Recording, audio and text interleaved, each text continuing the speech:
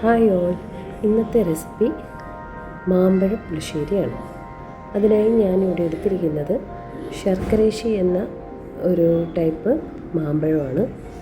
ഒരു 3 പച്ചമുളക് ഇതിലേക്ക് ഇട്ട് കൊടുക്കണം. പിന്നെ കുറച്ച് മഞ്ഞൾപ്പൊടി, ആവശ്യത്തിന് ഉപ്പ്, പിന്നെ ഇത് വേവാനായിട്ട് ആവശ്യമുള്ള വെള്ളം ഒഴിച്ചു കൊടുക്കുന്നുണ്ട്.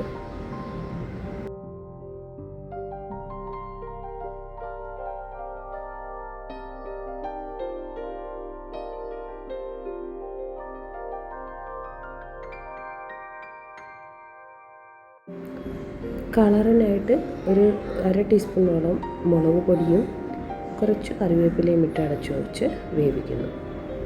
ഇനിയും അരപ്പിനായിട്ട് തേങ്ങ, അതിലേക്ക് 3 കൊച്ചുള്ളി, ഒരു 1/2 ടീസ്പൂണോളം ജീരകം, മഞ്ഞൾപ്പൊടി ഇവ നന്നായിട്ട് അരച്ചെടുക്കുക.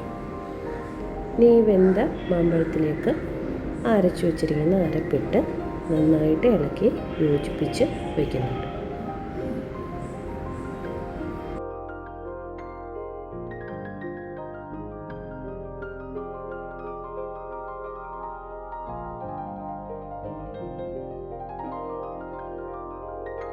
അരപ്പൊന്ന് വെന്ത് വരാനായിട്ട് വെക്കുക.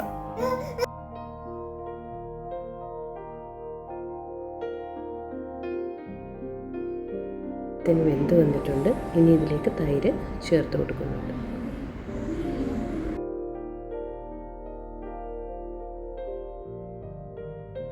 തൈര് ചേർത്ത് നന്നായിട്ട് യോജിപ്പിച്ച് ഒന്ന് ചൂടാക്കുക മാത്രം ചെയ്യുക.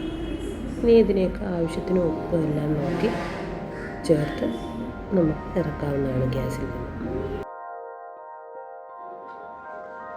ഇനി ഈ അരപ്പിലേക്ക്, ഈ മാങ്ങയുടെ കൂട്ടിലേക്ക്, കറിയിലേക്ക് നമുക്ക് കടുക് വറുത്ത് ചേർത്ത് കൊടുക്കാവുന്നതാണ്.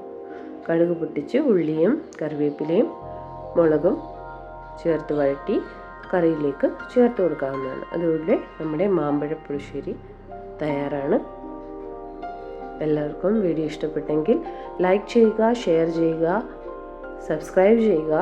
എന്തെങ്കിലും അഭിപ്രായങ്ങളുണ്ടെങ്കിൽ കമൻറ്റ് വഴിയെ എന്നെ അറിയിക്കാവുന്നതാണ്.